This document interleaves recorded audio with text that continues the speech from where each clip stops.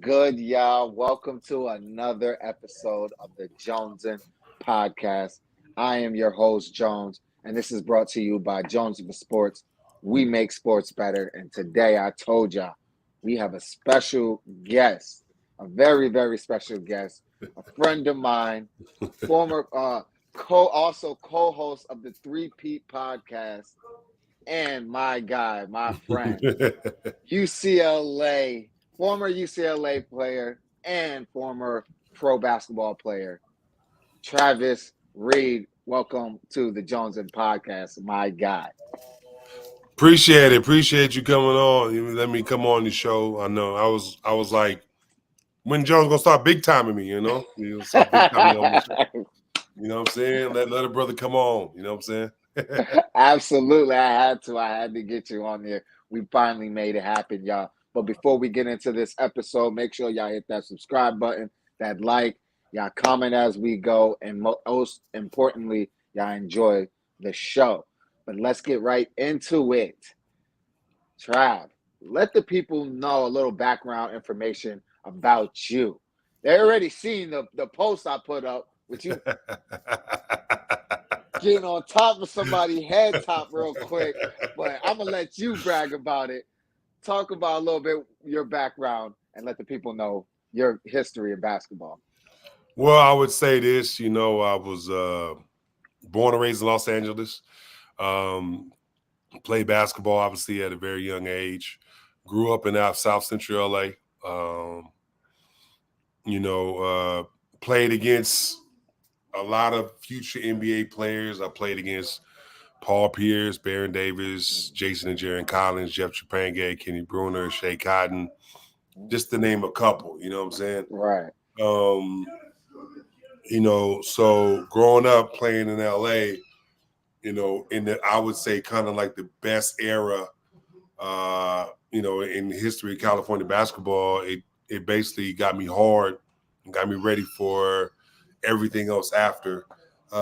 Went to Crenshaw High School, was part of probably the greatest California team in California history. At Crenshaw, we won city, we won state when I was a freshman.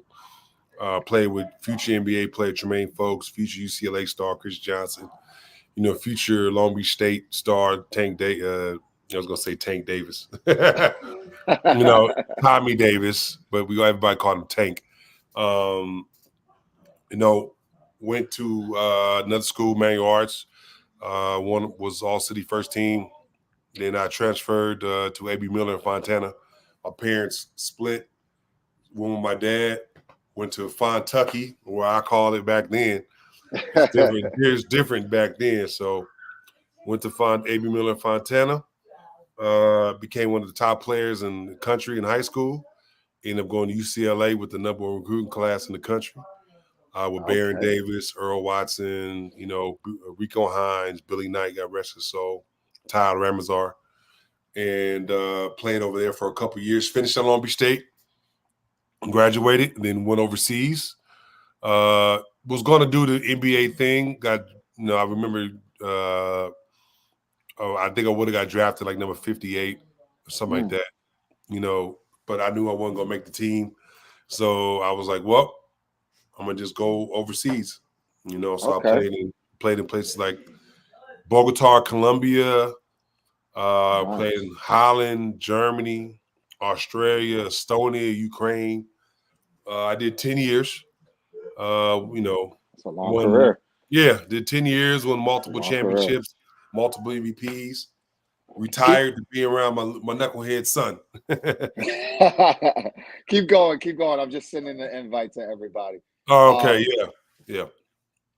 My question for you: what are your thoughts on your going into that draft process? Like knowing, all right, the next step is the league.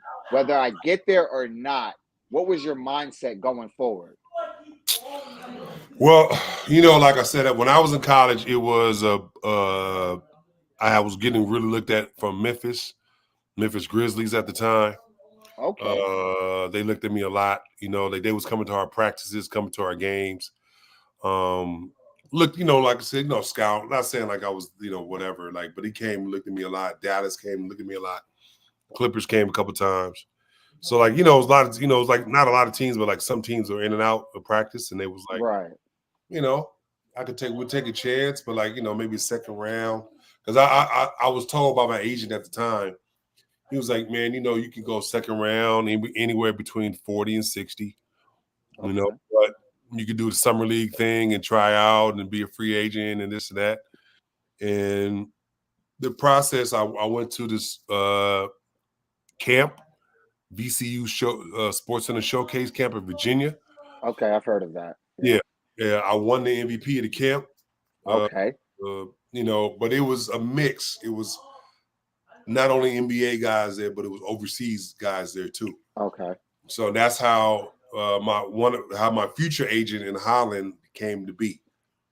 Oh, okay. Yeah, because he was at the camp and he was like, "You want to come to Holland for $2,000 a month?" I must have laughed in his face. I was like, "Man, what?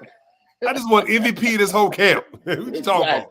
Talking about going to Holland for $2,000 a month? You crazy. Little did I know, fast forward like 4 months later, I ended up going for $2,000 a month in Holland. You know what I'm saying? So,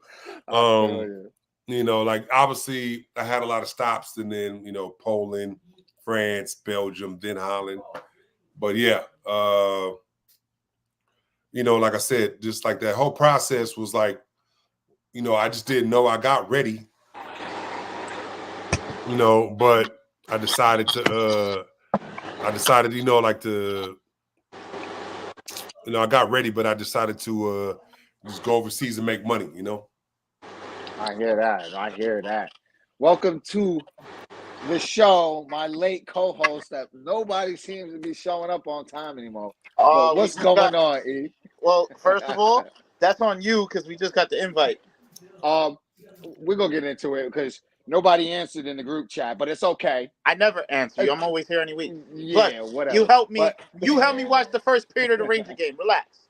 Whatever. Trav, my boy E. Trav. Welcome to the podcast. Salute. What's up? Wait, before he said anything, he said he played against a bunch of guys. Did you give Paul Pierce buckets? He gave me a lot of buckets. I gave him a couple, but he gave me most of them.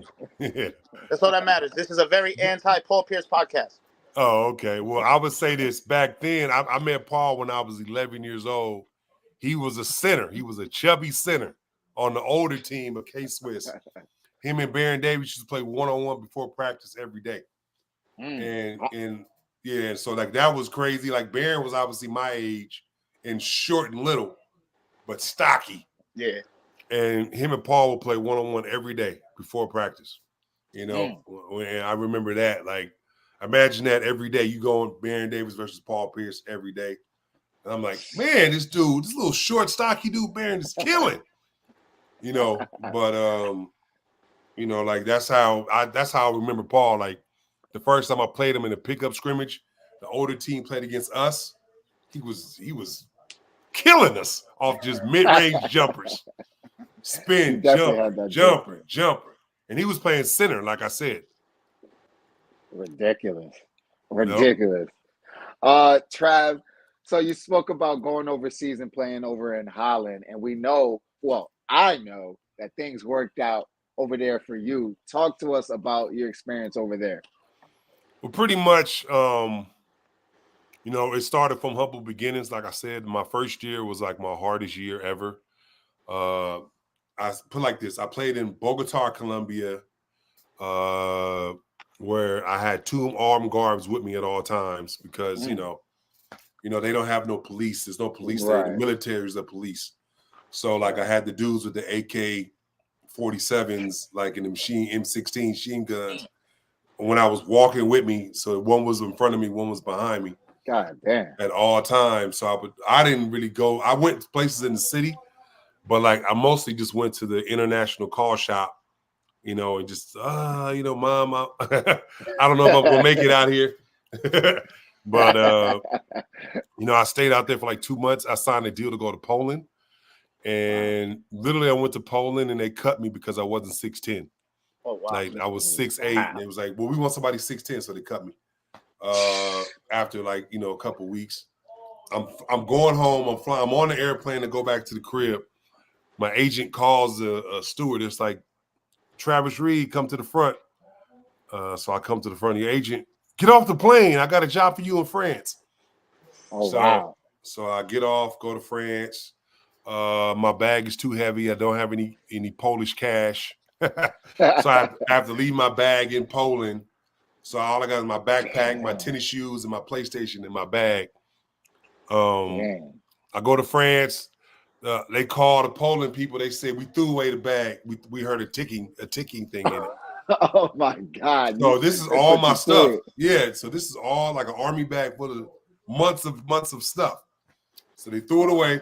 I have nothing but that. I had to hand wash my clothes every day for 2 weeks. You know what I'm saying? In France, the coach didn't like me, so I got let go. I'm in France for like 2 weeks waiting for my agent because he's French. So I was in a hotel 2 weeks waiting for him to come. I saw like the Eiffel Tower and where Princess Diana died and yada, yada, yada. Then he came. We drove to Belgium. Coach gets fired. Bringing another coach who doesn't like me. He wants his own guy. So after that, I was like, man, fuck it. I don't know what I'm going to do with my life. Right. And then that agent that I told you about called me. Travis, I have this job for you in Holland still for $2,000 a month. And by then I was a broken man. So I was like, yeah, man, I guess forget it. Right. You know what I'm saying? So that was my first year in Holland. I actually got my best friend on the team too. He was doing the same thing. He was in Poland, France. And then I told him he was about to go home. I said, just come stay with me for 2 weeks. And he did. He tried out for the team. And like I said, we both made it, obviously. And in Holland, like I said, like I went from $2,000 a month to like $5,000 the next year, won MVP, won the championship. There you go. Talk that shit. That's what I was waiting for. Talk that shit. Yeah, won MVP of the league, won the championship, won All-Star Game MVP, all that stuff. And then after that, I should have left, right? But in overseas, what they do is they pressure you while you're there to re-sign. So they start out like if you're killing in October, that's when they start negotiating with your agent. So your agent calls you in October, like, yo, I'm making 5,000. You're like, well, they offering you 6,500. I'm like, nah, I'm gonna wait till the end of the year. All right, so in December they're offering you 7,500. I'm like, nah, I'm gonna wait. Dog. Just let me play. In February, man, they're offering you 8,500. I'm like, it's getting there. And by the end, by like March, April, they're like, they offer you 9,000. All right, fine, I'll sign. You know what I'm saying? So they get you. I'm weak, because I see that money. I'm counting it in my head already. You know what I'm saying? So, I'm like, all right, man, I'll come back the next year. Even though I probably could have got more if I would have waited. But like the problem is they keep pressuring you, and then you just resign. And you try to be loyal because they gave you a chance or whatever. Right. So that's kind of happened. I was in that team for 3 years. Like I said, we went to the finals twice, won the championship, won 2 Dutch Cup championships. Let's go. And so like we played in this thing called the ULIP Cup where you see, like I played against who's the head coach of Houston Rockets? Joe Mazzulla? No, that's not Joe Mazzulla. It's he used to coach the Celtics. Yeah, I can't think of his freaking name right now. I was gonna say Boris Kojo, but nah. Let's say what's her name's ex. Yeah. What's the name's ex? Nia Long ex. Something like Anyway, Long ex, yeah. Before he went to the Spurs and won a championship in 2005 or whatever 2006, whatever year they won the championship, I played against him when he was in Spain. Oh wow. He was in Spain hooping, and like I said, I saw a lot of dudes hoop. I played against Marc Gasol before he got drafted by the Lakers, or by the Lakers and traded to Memphis. He was a monster. I played against a lot of dudes that got like the NBA C, and then they draft them as Europeans, and then they come over. Like I saw Ricky Rubio when he was 17. He was 16 playing in Spain. Rudy Fernandez, I played against him. A lot of dudes, like I said. So in Holland for those 3 years, I got to experience a lot. You know what I'm saying, like playing. But like by the fourth year in Holland, I could have stayed for a fifth year to get my my Dutch citizenship, so I could have played as a European player. But I was like so sick of the coach, I didn't want to do it anymore. Oh, damn. They offered me the biggest contract in the team's history, but I turned it down just to leave. Wow. It was that bad, huh? Yeah. Like I said, it was like I took a pay cut in another country just to get away from the coach, because he was one of those like super old school, crazy coaches, practice 2.5 hours every day. And, by the end, like you just like, dude, I can't do this no more. Like, like I just can't. I can't. I'm sick of you on that. Definitely had a few of those coaches in my past. No question about it. Yeah. All right. Thank you for telling us that story of your past. That I've always been interested in wanting to know what you went through going through that whole process. Is pretty dope. One other question before we get into the NBA. What would you tell any of the young generation? I know you got a son that's trying to make his process in basketball now. What would you tell them their process of whether how to get to the league or just playing overseas and just continuing their basketball career? Well, I would tell you this: like, it's not necessarily about what you know. It's kind of like who you know. So I would tell, obviously I tell my son this, but like tell anybody that's in college right now. If he was in college and he was a senior, let's just say he was all league or all conference or whatever, right? Go to Eurobasket, look up agents and see where they got players listed, right? If they got players listed in, Iceland and Finland and like smaller countries, if you feel like that's where you want to go, talk to that agent. If you talk to an agent that has people in Spain, Italy, France, hit up that agent. You know what I'm saying? Like, it's all about this is not necessarily your game. It's about who you know. I could tell you so many dudes that was in the NBA. They got NBA trials, was on NBA camps, was in NBA teams, and got released and came overseas and couldn't play overseas. We used to give them buckets because we'd be like, where was he at? Oh, he was with the Boston Celtics. Oh, he was with Memphis. Girl, I'm about to give him 40.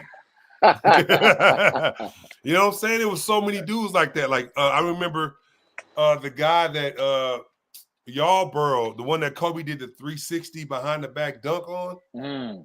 When he did, and after that, he was on Denver at the time. And after that year, he was overseas. He was in Belgium, right? Him and Jason Gardner, the point guard for Arizona that went all the way to the national championship. Little short, ball-headed Jason Gardner. And so my boy went at Jason Gardner heavy.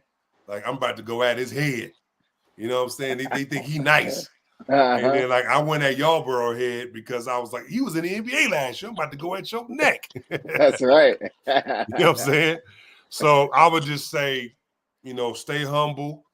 Main thing, stay humble. I know sometimes you have to start at humble beginnings. That's what I did. It took me a while. It took me years to build up to where I was making, like, if you want to say really, really, really good money. You know what I'm saying? Like, don't get me wrong. If you're making 100,000 or 95,000, that's good money. You know what I'm saying? Right. But it took me three years to get there, 4 years to get there. 3 years to get there, and then to get to 250,000 where I got my peak, it took me 6 years. You know what I'm saying? So it just, like, if you don't get necessarily what you want, just grind and move your way up. You know what I'm saying? That'd be the best advice I give you. Start out that 3,000-4,000 and build your way up. Right. Absolutely. Also, you spent a little bit of time at UCLA, so talk a little bit about your time at the historic UCLA. Well, first of all, shout out to Bill Walton, rest in peace. One of the greatest to ever do it. Yes, Absolutely. sure. Like he was, like I said, if people don't realize like how great he was in college, he was the second greatest player ever in history college behind Yep. Lou Alcindor, Kareem. Mhm. Had the greatest game in college history, 21. He was really 22 for 22. They called offensive goaltending on one of his shots. That's the reason why he was 21 for 22. Wow. You know what I'm saying? So he really was 22 for 22. But really, really cool dude. Always big me up, always talk to me. He just was always one of the guys, just like really cool. We're like, dude, you're Bill Walton, top 50 all time. You know what I'm saying? Like, so I remember I used to go at Luke when he was in high school because Luke is my age. He graduated in 97. So like we used to, go against each other back in the day. Wow. But UCLA is just, it's just a different experience. We had the number one recruiting class 2 years in a row, my 2 years there.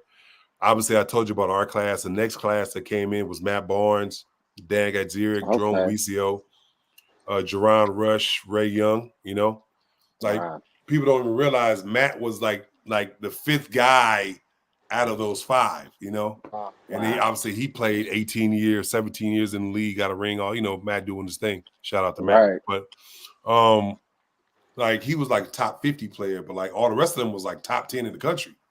Wow. Ray was, top 10. Like Dan was top 5. Jerome was top 7. Jerron was the number 1 and number 2 player in the country coming in, Jerron Rush. His two brothers played in the NBA, Kareem Rush, and his younger brother played for Golden State Warriors. Oh, wow. But he was the legend. Jerron is still a legend in Kansas City. So UCLA, it's more one of those things that you get to go against NBA guys starting in pickup UCLA runs or, I was about to ask. Yeah, the UCLA runs are legendary. Like I remember, like I said, when I was there, I played against Kobe. And Kobe was like Afro Kobe. Dunking on dudes. And, like Kobe was up there killing. I remember one day I was up there playing against him. And we played pickup, and I didn't even shoot the ball. I just played defense on him. I had 100% of my focus on guarding Kobe. I didn't shoot the ball. I didn't even look to shoot the ball. How many put on you? The game went up to like 10. He put about 3 on me, maybe 2. But he missed like 6 shots. That's a good 20 piece on your head. Hey, well, out of 10, like if I make them shoot, he shot about 12 shots to get those 3 buckets. You know what I'm saying? So I'm like, hey, I did my job. You'll take that against the good. You know what I'm saying? So like it was young Kobe, number 8 Kobe. You know what I'm saying? So but like I remember, like I said, Shaq was up there. I remember that's the first time I saw Skip to Malou, because he was coming out of Fresno State. And that was like, that's that NBA, that's that legend dude from New York, Skip to Malou. You know what I'm saying? Like, oh, okay. I saw, like I said, Magic would cheat, because Magic would get the best 5 players in the gym, put them on his team, and never lose. Like I remember one day it was Magic had Shaq, Michael Finley when he was averaging 20 with Dallas, Jim Jackson, Eddie Jones, and Baron Davis and himself. So needless to say, they never lost. That is mean. Yeah, because whenever teams that he become close, he would throw it to Shaq. Shaq would Debo and dunk it. And he can't call no charges in no damn pickup. Right, exactly. Magic wouldn't allow it. He'd be like, get up, come on. So, that was legendary things at UCLA. And just for me, it was like my first game was against Vince Carter and Antoine Jameson. And they were in North Carolina. We played them. My freshman year was like the wake-up call, like, damn, there's levels of this. I thought it was good. I remember I saw Vince. Vince stole one of my passes. I was like, I was used to going to get it in high school. Right. I saw Vince jump. I was like, oh no. And it's on. This game is on YouTube to this day. Like, we were up like 8-0 against North Carolina. And then they did like the North Carolina patented screen live play with Vince. Vince, like Toby Bailey was obviously great college, played the NBA, great player. They threw the lob over Toby's head. Like Vince caught it like this and like flushed it like boom, you know? And then he ran past our bench like, y'all not gonna win. He was like, damn, maybe we ain't gonna win. You're gonna do all that. You know what I'm saying? Like, damn. So that my freshman year I remember the most because we played, like I said, Vince Carter, Antoine Jameson, Mike Bibby, Miles Simon, Michael Dickerson. We played Kentucky. They won the national championship with Nazir Muhammad, and Jamal McGlure. And they won the chip. We played Duke when they had the most McDonald's All-Americans in the history of college. That's East team right there. That's East. Yeah, team. They had 11 of them. They had Elton Brand, Shane Battier. They were number 2 in the country recruit class. Elton Brand, Shane Battier, Wojo. That dude McLeod, Mashar McLeod, Trajan Landon. For sure, Mafia. You know what I'm saying? Yeah. You know what I'm saying? Like, yeah, he was. He still is the greatest dunker ever. But straight up, like we played so many like teams, like every team had a pro on it that year. And I was like, even we played St. Louis, they had Larry Hughes. Yeah. He's 97. He's he was actually on my Nike team. He was real cool dude. But like every team we played was like, I was like, we played Tractor Trailer in Michigan. You know what I'm saying? Like, Tractor Trailer, Maceo Bastion, Lou. Like, it was my freshman year was just like one of those wake up calls to be like, yo, legendary. You know what I'm saying? Like, you in the big time now, right? Exactly. You know what I'm saying? Yeah, Mark Madsen from Stanford. I can go on and on. Sheesh. So, I just was like, for me, like, it was just great just to play against greatness, and even though me and the coach didn't see eye to eye, as far as my playing time, me and Lavin, I always love and cherish my time at UCLA. That's what's up, man. That sounds like a legendary time over there. Just seeing all those future NBA Hall of Famers. Like, there's some Hall of Famers on there. You can just mention. No, that's what I said. Like, I remember Mike Bibby, man. Like, not even Mike Bibby. I remember him just giving us like buckets, but like I remember Mike Dickerson. We played Arizona on senior day, last home game. He must have gave us like 35 points because he was just up, mid-range, up, 3, up, layup, up. I was like, dang, this dude is like Jordan. You know what I'm saying? Yeah, like it was like, and I remember he got drafted like to like number 14 to like the Vancouver Grizzlies then. It was Vancouver Grizzlies. Nice. You know what I'm saying? So like I said, every team like we played, it was just like they had dudes. Right. That just sounds like some dogs. Like, you know what I'm saying? And for me, to go with dogs. And I had to go against J.R. Henderson and Jelani McCoy every day for practice, and Chris Johnson. So they was going at my head, You know what I'm saying? So it was like, I bet. Non-stop.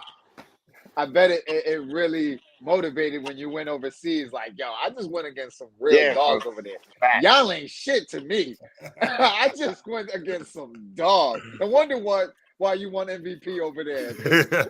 Like, y'all. No, it wasn't nobody like I was like, damn, you know what I'm saying? Like, but like them dudes, like every game was like a dude. Right. You know what I'm saying? So like I wasn't tripping. I was like, I would just go at whoever had. Exactly. Absolutely. The only person I would say, like, I was like, damn, this dude was nice, was Marc Gasol. Mark was like 15 feet. He was 300 pounds. He was big Marc Gasol then. He wasn't skinny Mark. He was 300 pounds. He could touch. He could pass. I was the only dude I was like, damn. You know what I'm saying? But like everybody else, I'm going at your head. Buckets. Going at your head. I love it. So now, actually, before we even get into the playoffs, let the people know what you got going on now currently. Let the people know what's going on. All right. Well, like I said, I was going to show everybody. I got the Travis Reed and Athlete's Journey show. You know what I'm saying? It's on all Spotify, Apple Podcasts. all streaming platforms. I also got it on YouTube as well. Got my YouTube channel up, so subscribe to that too. Yes, The sir. Athlete's Journey. And so like that's my show. Like I said, I got Believe in UCLA as well, where me and my homeboy TJ Cummins, we talk about UCLA stuff. Nice. But yeah, my main show, like I said, is Travis Street and Athlete's Journey. I just interviewed Sheldon Bailey, the guy who's playing DeAndre Jordan in the Hulu show Clipped. Oh, that- okay. Oh, Yeah. okay. Yeah, That's what's up. he also has been LeBron James commercial double forever. Oh, wow. Yeah. Oh, So that's dope. yeah, that's all up. That just came up today on my YouTube, and it's obviously on Spotify, like I said, and all that. So, like I said, Travis Reed and Athlete's Journey. Yes, sir. So make sure y'all tune into that. Y'all already know I'm gonna put up a post with the link to all of that information. So make sure when y'all see it, y'all click, y'all subscribe, y'all comment, y'all like the whole nine. Go support Trav and his journey going forward. Yes, sir. Oh, and where can we find the are those shirts out? Like, do you have more? Are they in bulk? Yeah, pretty much like you can find these Travis Street and Athlete's Journey. Just message me on my Instagram. That's it should be up there. Travis W Reed. That's REED Travis W on Instagram. Just DM me or message me on Facebook, same name. And I'll like I said, I'll send it to you personally. All right, absolutely.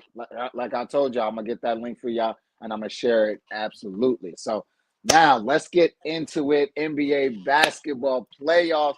Me and Trav have already been talking about it on our other podcast. Let's start on the East Coast where they already finished. The Boston Celtics going to their second finals in the last 10 years. 3 Today, years. Yeah, 3 years. 3 years. Sheesh, last 3 years. Today, we don't got our girl Nat on our podcast, so we don't got to hear her talk about those freaking Celtics. But we'll talk about it for now. Trout, talk to me about the Boston Celtics. Look, I think did they catch breaks the whole playoffs? Yeah. Now, do I think they would have beat everybody? Probably. Right. You know what I'm saying? But like Jimmy Butler, no Jimmy Butler, Miami Heat, no, even though Donovan Mitchell played a little bit, he was out the last 2 games, or was it 3 games? Yeah, something like that. Yep. 3 games of Cleveland, and then Halliburton misses the last 2. Yep. So for me, like they probably would have won anyway. Yep. But I think the only series that would have been tough would have been that first round with Miami. Yeah, Miami. You know what I'm saying? Like, just because what Jimmy Butler brings to that team. Yeah. He would have brought the dog fight, and it would have been a dog fight for them to survive. Yeah. I think with Spider and Halliburton, they were beating both of those teams. Yeah, no. I thought so. Like I said, I think no matter what, they were going to win. Yeah. I think the first matchup would, like, if like you said, if Jimmy Butler would have played, would probably been their hardest. But yeah, like I said, I feel like if Boston doesn't win it this year, right, basically breezing through the East, and let's just say the Dallas wins, like they're up 3-1, whatever. Say they Dallas right now, right? They should beat Dallas. They match up with Dallas perfectly, because they have the people that can guard Luka and Kyrie. So, they could put Drew Holiday on Kyrie. They could put. That's not getting talked about enough. Yeah, they could put Drew Holiday. I'm telling you, Drew Holiday can get real physical with Kyrie. Yeah, like he did with Chris Paul a couple years ago with Miami when he was in Milwaukee, and so they could put. They also could put Derek White on him too, and because he's a long, athletic kind of dude, and also for Luka, they can put Derek White on Luka. Or they could put Brown on Luka because he's strong. Yep. And at times they could put Tatum on him. So they have like the perfect kind of blend that can match up with those two.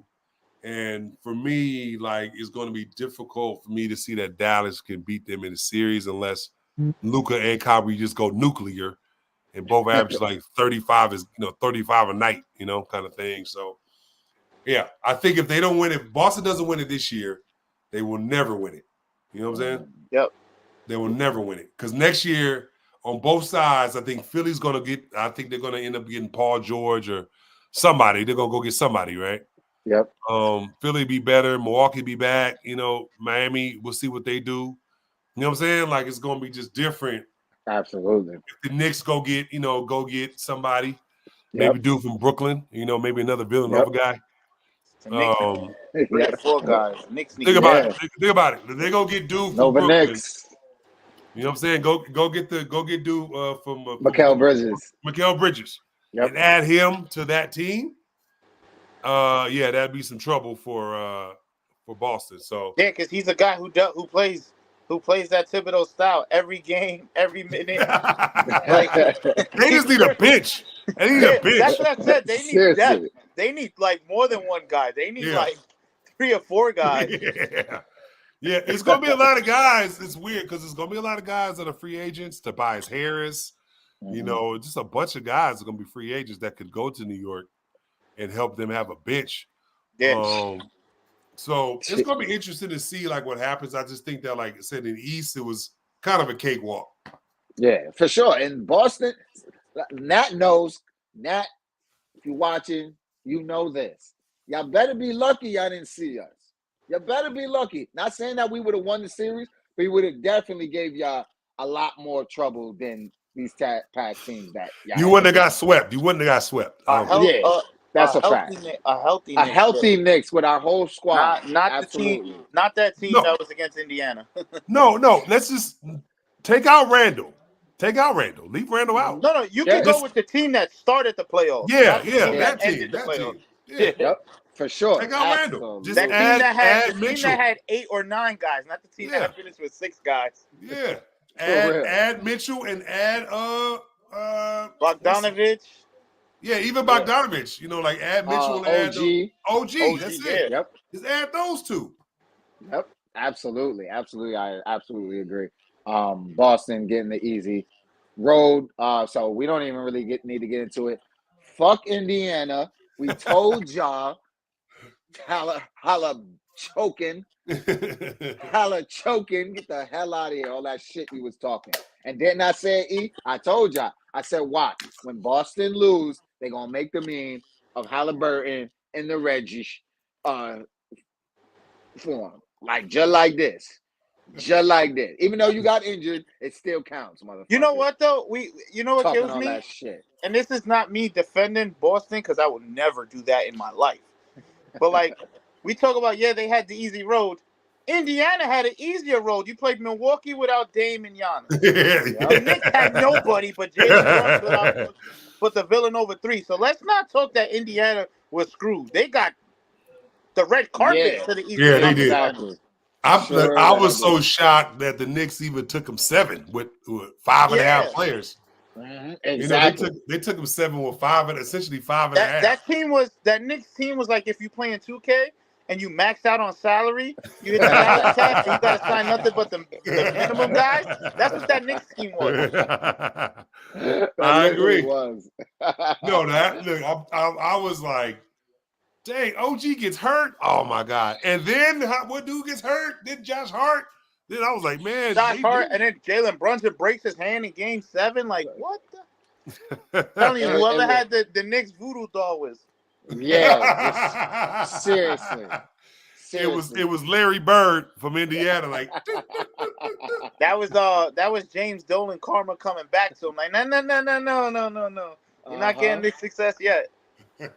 Yep. Charles Oakley somewhere was out there like, yo, I know I'm a Knick, but get them for this one. Just get them real quick. Just get them. Son of a bitch. But yeah, so we know Celtics, y'all getting there, but we ain't letting y'all off the hook. Y'all gotta win it. We ain't celebrating for y'all fucking getting there because y'all do this all the time. They've been there already. Win it. Exactly. Yeah. Y'all need to win it in order for Jason Tatum to get his. If they don't win it this year, they're not gonna win it. It's kind of like the 08 Celtics. If they didn't win it that first year, they were old. You know what I'm saying?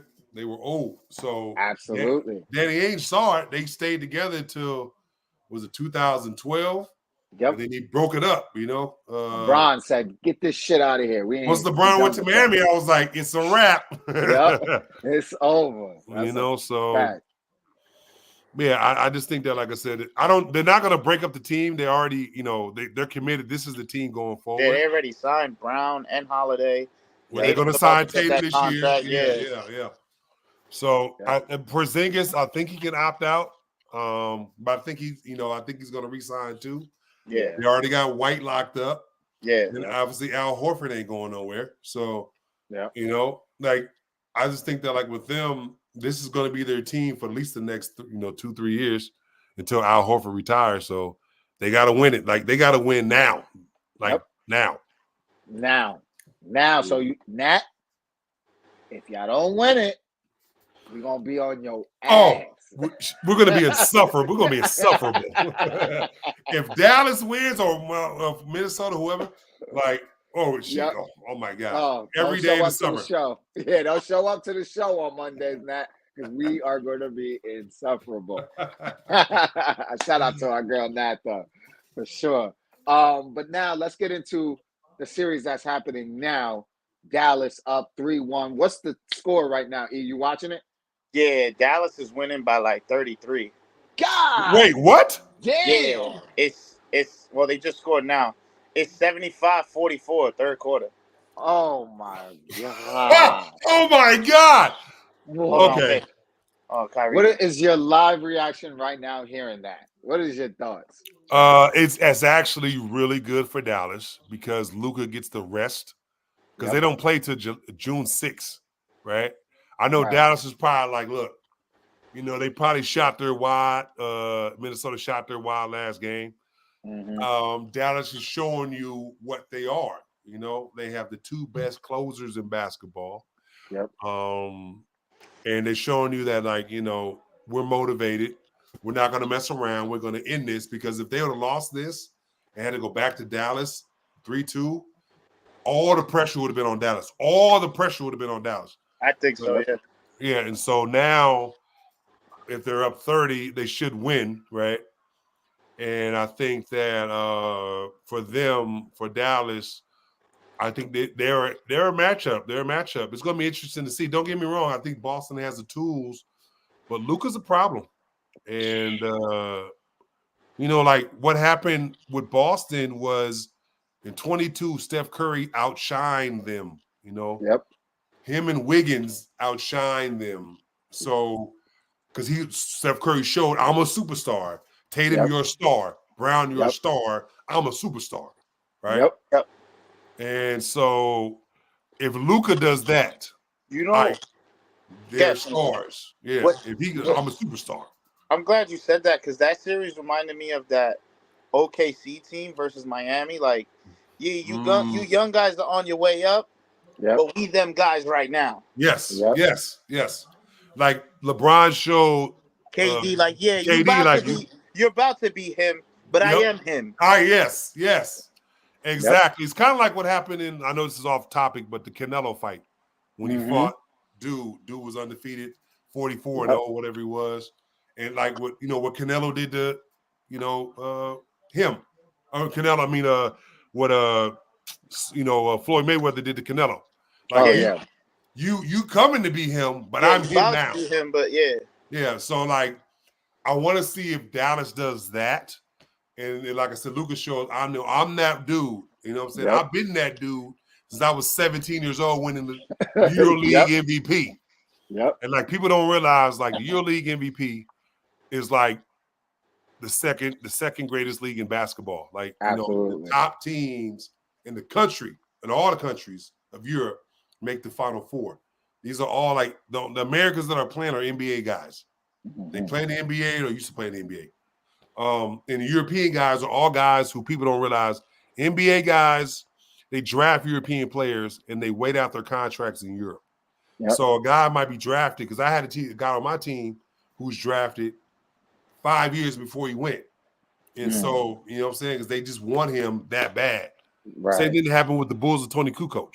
He got drafted in 90 or 87, and then they had to wait till like 96 to get him, or 95, whatever it was. So it'll be interesting to see what happens with Boston and Dallas. For sure. That's going to be a very interesting series. I can't wait for it. What are I your don't see it. predictions on that? Let's just say, like I said, if I have to watch game one, but I would say Boston in 7. Okay. Yeah, Boston in 7. Boston 7. Obviously, you're probably going to go Tatum as MVP. I don't Tatum Brown know. has been making people Jaylen believe. Brown, like I said, he's the one that had the 40-point game and hit basically the game tying shot. Yeah. Because I went to say one last thing about the Indiana series. I felt Indiana lost the series after they lost the first game.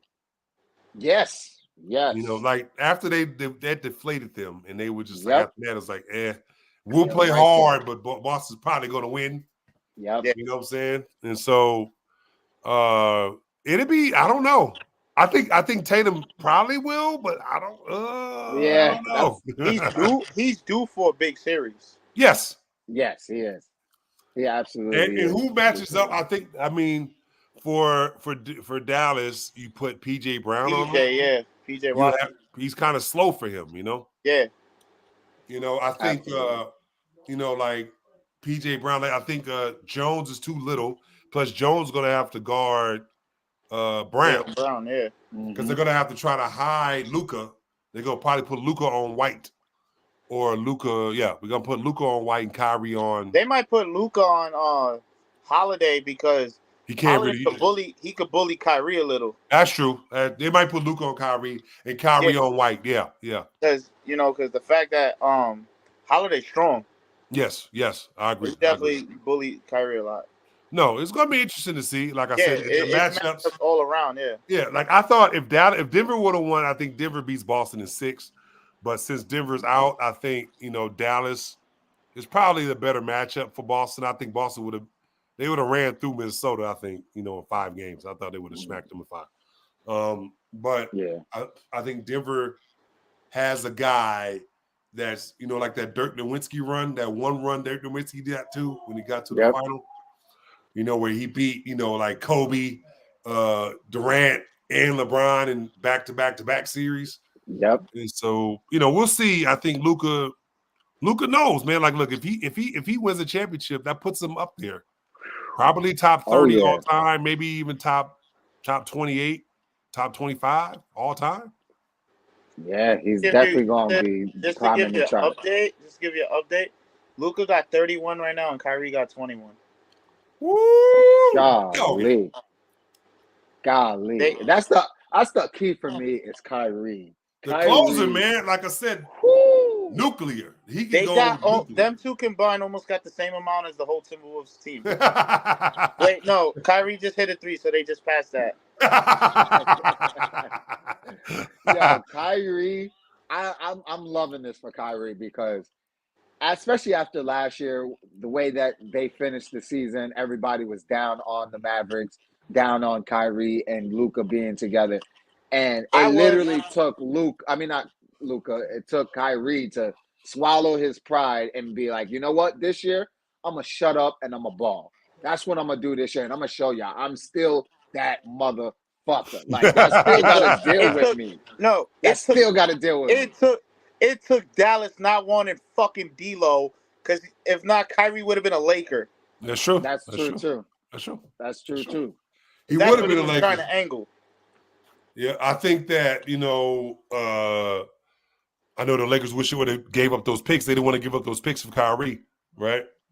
Sure. How stupid do they look now? And then we don't even use the guys they draft. Don't even play. Right? They draft a D League player, Jalen Hood-Schifino. I watched him in summer league. I was in Vegas. I was like, this dude's kind of weak. Like, you know what I'm saying? I was like, this dude's kind of weak. He ain't that good. Anyway, but it's going to be interesting to see what happens. I love it for Kyrie as a like a redemption story because all the BS with Brooklyn and Boston and how about that going back to Boston with them fans? Woo! Well, Kyrie gonna have to put a middle finger when he was make a shot in the corner. So that is gonna be dope. I think that's gonna be nasty. It's A gonna be dope nasty. storyline. They're gonna talk about it nonstop. Kyrie You going know, to like they're Boston. gonna get booed. He gonna get booed Yep. every time he touches the Oh ball. man. They and I just feel like Kyrie's gonna eat them alive. I just feel like he's gonna eat them alive. Like this is a series where he sees it like, yo, I was trying to get here earlier in my career when I left Cleveland. Like Right, this is what I thought I was gonna be early in my right. career. Obviously that didn't work. I had to eat some humble pie, and now I'm back at this position. I ain't about to let this up. So I think Kyrie's gonna have a great series. Luka, I project him to have a great series, but again, you never know when those stars get to that championship. Some of them Especially freeze that in those first one. moments. Yeah, like Tatum, he froze in that first finals against the Warriors. Luka ain't freezing. I can I promise you don't that. think he will either. I don't He's think he been will he's either. been in the championship in those EuroLeague That's finals. Trust true. me. Since the Like youngin. I wish that people would Google overseas fans because they crazier than any fan in the States. Like they be Yeah, that's having those true. tire flares. They light them up Yeah. in the gym. They smoking cigarettes in the gym while you're playing, so you're coughing, smoke. Because the dude over here is smoking a cigarette. You know, like you be like, damn, I can't breathe in this piece. No wonder this is a home court advantage. You know what I'm saying? It's like being in Denver.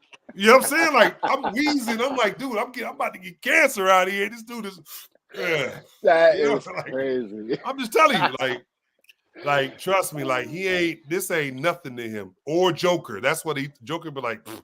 True. These fans ain't shit. I was in Serbia, like you know, like like this ain't nothing. I'm telling you, man. Like you have no I idea. love it. I love it. Tatum, we'll E, see. We're gonna see. yeah, this is oh shoot, my light just went out.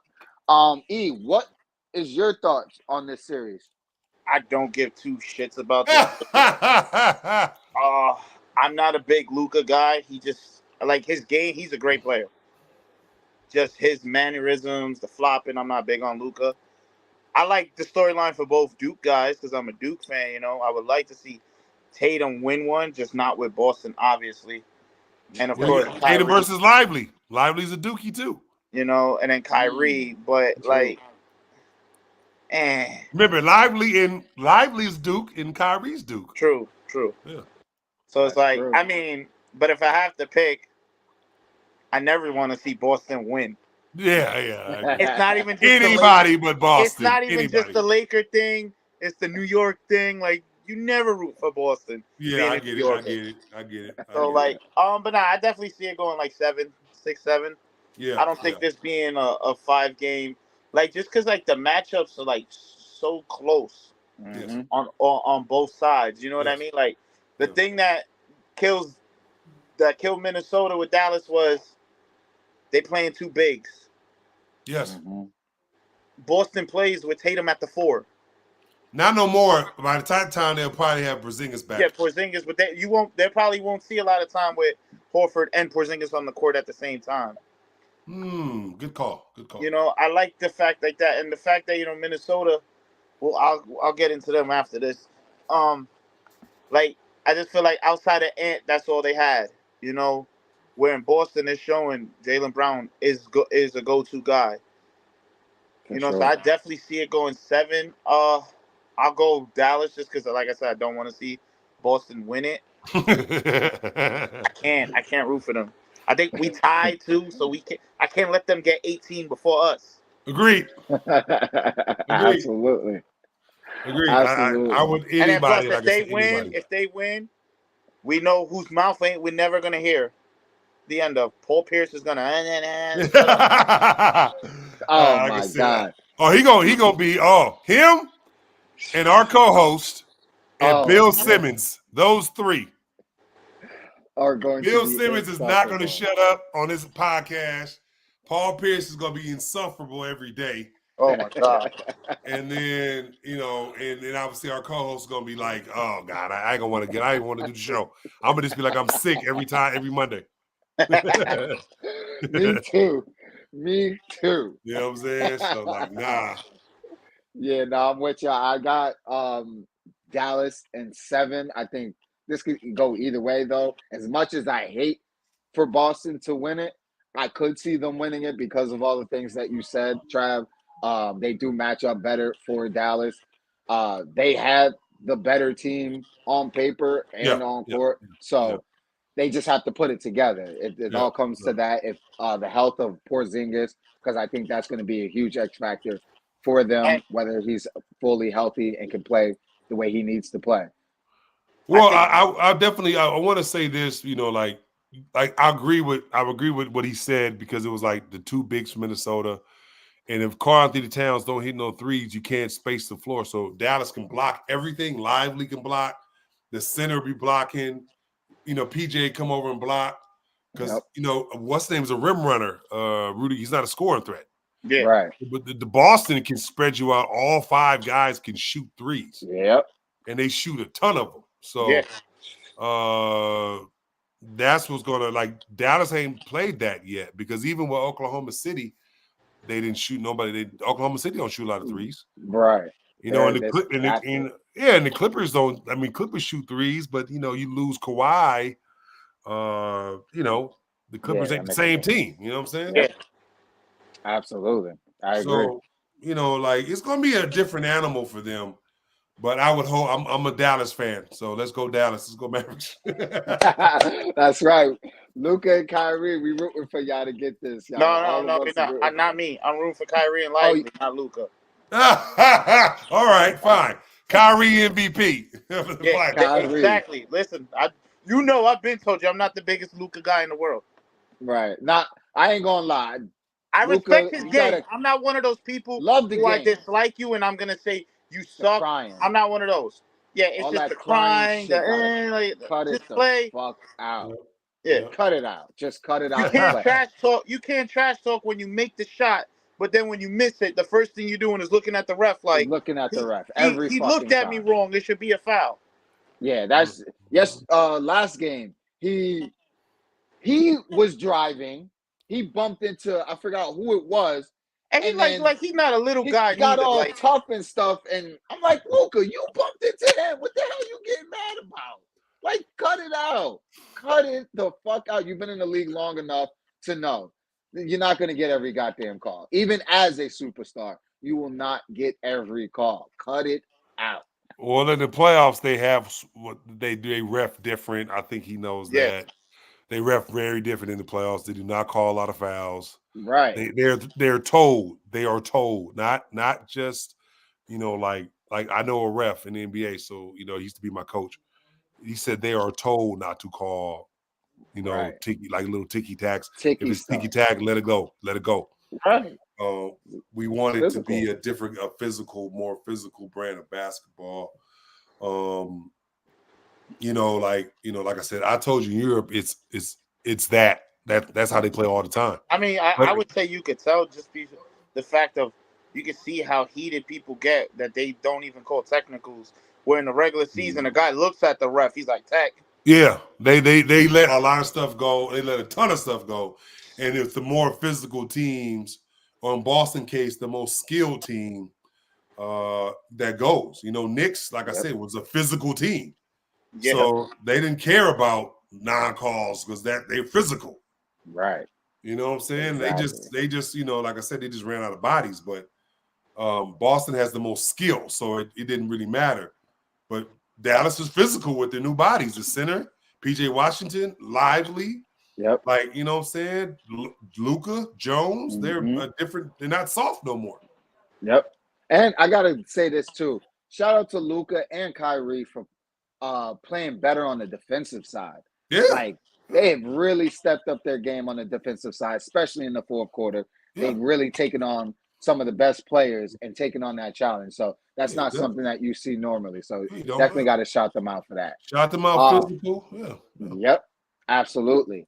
So before we get out of here, I got to let both of you guys get it off your chest because both of y'all being the LA Laker fans that y'all are. Going in, we're right now in the off season, and right now the big topic is head coach. Right now they're talking JJ Redick. Trav, what is your thoughts on potentially JJ Redick being the coach or who would you like to be the next coach of the LA Lakers? Well, my head coach, it wouldn't happen, is Mark Jackson. I would like Mark Jackson to be the head coach, but it's never going to happen. It's kind of been blackballed, which is Yep. a non-starter. But my second, I guess it would be Sam Cassell. He's been an assistant forever. Like that. He was a dog as a player. He wouldn't take no shit from LeBron. He would do what Ty Lue did, like tell him to shut the fuck up. Excuse my language. Yep. You know what I'm saying? You know what I'm saying? So I would want Sam Cassell. I don't know JJ Redick, but I feel like he would be more of a yes man, to LeBron. And like LeBron don't need a yes man. Right. All the coaches he's won with has like said something like, "Nah, I got it. Shut up." Right. It's Exactly. Spoelstra, Ty Lue, and to some point even Frank. So I think that he needs more of that than he does a coach that's going to agree with him every goddamn, everything he says. So, yeah, I don't have too much faith in the Lakers higher ups, ownership and general manager. I don't have a lot of faith in Pelinka. So I don't think he's going to do a good job. That's just me. Hey, what are your thoughts? I'm sure it's probably a little the same. Yeah, I mean, to go off with not having a lot of faith, it's true. It's because it's kind of like Pelinka's he's been another like LeBron yes man. Like LeBron, that's who you want. Okay. And it's like, I get it, but it's like the targets you go after, it doesn't work. You bring guys that are supposed to be shooters. As soon as they put a Laker jersey on, they can't shoot threes. Like every guy they brought in that's supposed to be a 3-and-D can't shoot. Yep. When LeBron's your top 3-point shooter, it goes to show you. But like on the coaching aspect, like I would like Sam Cassell. I feel like it's gonna be JJ, just because there's where there's smoke, there's fire. Yeah. I mean, do I think he seems to have, just by listening to the pod with him and LeBron, he's got a great basketball mind. For sure. I feel like if it's gonna be JJ, you have to be smart and build the right staff around him. Yes. I love the report that said that Rondo might join the staff. I said Rondo should have been the Kentucky head coach after Calipari left. We all know Rondo's a great basketball mind. Yep. So I feel like if it's gonna ultimately be JJ, just build the right staff around him. Yeah. Yep. People forget when they won in the bubble, they had a great staff with they had Jay Kidd, they had Ryan Hollins, Phil Handy. Yep. You know what I'm saying? Like that was a great staff. Like you're saying, like And I like the report that came out today that they're gonna focus more on depth than trying to land a third star. Yes. I will not watch the Lakers if they go get Trae Young. I will not. I will boycott the Lakers if they go get. That's not a fit to me. A ball dominant point guard isn't a fit when you have LeBron. Yes. Exactly. And I don't want to before ESPN tries to scare everybody and go, "Oh, LeBron's gonna be a free agent." We know he's gonna opt out because he's gonna sign a bigger contract. Exactly. LeBron old ass ain't going nowhere. LeBron ain't going nowhere. So all those teams that are gonna reach and get Bronny because we got a chance at LeBron, it's not happening. Nah. Look, the only team that he would actually even consider, but LeBron, look, he has $160 million on the table. I don't care how rich you are, you ain't turning down $160 million. Exactly. Right? You know what I'm saying? Especially when you only have a couple years left anyway. You're not gonna go to Phoenix for no league minimum. You know what I'm saying? He's not gonna do that. You know what I'm saying? Even if Phoenix take his son, he's not doing it. He's not doing it. So to me, like I said, he's not going anywhere. He's gonna opt out and just re-sign the contract 3 years or 2+1 or whatever. Yeah. They already got Anthony Davis locked up. They got everybody locked up. They're going to try to move somebody and go get DeAndre Murray or there's a trade that I've seen that I actually kind of like from Cleveland. Their center, Mobley. Not Mobley. I'm blanking on his name. He used to play Allen. Jared Allen. And it was Jared Allen for I think Rui and first round pick or something like that, I like that. which I like that a lot because the Lakers, hear me now, please. Go get a center. Stop playing Anthony Davis at the center. Seriously, God I said damn. that since 2020. They keep putting him at the center. Go get a center. You won the chip with the center. You won a chip with Dwight and JaVale McGee. Go get a center. Period. Go get Gauskas from New Orleans. He's a free agent. Seriously, Hell, I don't at this understand point, that I'll either. settle for old ass JaVale McGee. Shit, go get Dwight freaking from overseas, the way he's playing over there. Shit. I don't know. I don't know if they, Dwight I will don't come know. in and foul out in 3 minutes. That's okay. I don't care. Like we Yeah, just we need can him use for it Joker. bodies. We just need him for Joker. White'll be a locker room menace. Yeah, maybe. I mean, obviously everything you got going on. So For sure. Absolutely. go get Andre Drummond. Shit. Somebody. Go get a There center. you go. There you go. I like that. But that is actually no, before we finish, last topic for the day. WNBA is in the beginning of this season. What are your thoughts on the future stars of the WNBA right now? What are your thoughts on it? I would say, Caitlin Clark is kind of getting used wrong. Like, let her do what she did in Iowa. Just let her jack. Like Right. the coach be trying to kind of reel her in, so he got her averaging 16 points a game. She should be averaging dub. If you want her to take your league to the next level, where every year you're getting private jets or private planes, and so you got to treat her like a star. Her first 4 games, they put her against the two best teams in the East. Right. You know what I'm saying? The New York Liberty and the damn UConn, Connecticut team. Yeah. You know what I'm saying? Like, of course she's going to struggle with 10 turnovers when she's going against an all-star team in New York. Yep. You know what I'm saying? So to me, you better market her right because fans, like 50-50 fans, they will stop watching in a hurry. You know what I'm saying? Yep. That's how I feel about it. Great point. Her, Angel Reese, they made it okay for women to come in, and be women, Exactly. So you better market them. The two that stick out for me, besides Caitlin Clark, is Angel Reese. Yes. Killing on the boards, especially. Yeah. And then Cameron Brink in LA. Mm-hmm. She leads the league in blocks. That's pretty much all she did in college was block shots and shoot some threes and stuff like that. I mean, when you got brother Steph Curry, you better learn how to shoot threes. But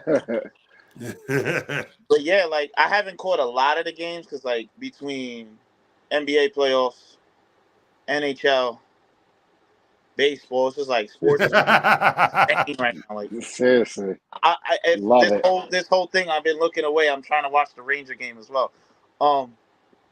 What's the score? It's 1-1 in the third. Ooh, come on, Rangers, pull it out. Are they down 3-1? No, it's 2-2. Is it in New York? Yes. Yep. Okay. But I mean, like you said, if Caitlin Clark's supposed to be damn near the savior of the league, bringing you to new levels, put her in positions to do where she got that big name for herself. Exactly. You see what's happening to her. She's damn near getting bullied. So don't put her in a position to get beat up the way she's getting beat up. Have her coming off screen, shoot some threes, catch and shoots. Let her throw it up from, way behind the 3-point line. Let her do her. Yep. Your team doesn't look that good with her than you did without her, so you might as well let her just draw the fans in. Exactly. I agree. Yeah. I agree with both of you guys. That's a good point. Yeah, man. Let her shoot. You want the people to come in. That's like having Steph Curry and say, "Yeah, you got to get to the basket at all times." No pick and rolls for you, Steph. Imagine Steve Kerr telling Steph, don't shoot it. Go for layups. That don't make any sense. No, I never. Like I said, for me, I don't. I love. Like I said, I will hope that Caitlin Clark makes the league viable. Her, Angel Reese, and Brinks, whatever, Cameron Brinks.